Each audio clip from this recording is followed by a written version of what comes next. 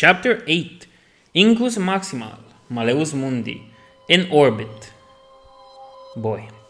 Astropath Orm de Zut was getting intoxicated. This part comes with a description of the astropaths. Black eyes, sockets, and spindly body, and slits for nose. To be honest, they look more like insects than men.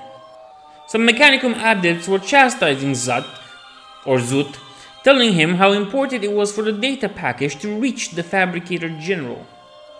Auspex Mechanic Kelostolic was assigned to monitor the competency of the astropath.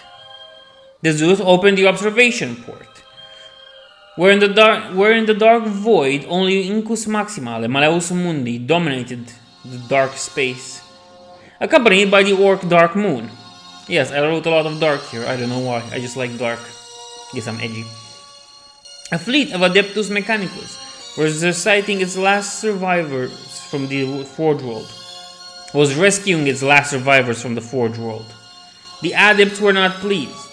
Their vessel was sent there to observe what was happening and send data to the Fabricator General. The Zut wasn't pleased because he heard the dying cries of many, and he was bound by his order to report back on those. Something the Mechanicus that were with him forbid. The Adepts could close their screens in front of death, but the Astropath had to feel them all in his head. Another Adept named Zigo, I'm not sure if it was a man or a woman, who I think is a woman initially though? Anyway, proposed to send the data earlier, because the Astropath's weakness of flesh might leave them in a position where they can't send data to Mars.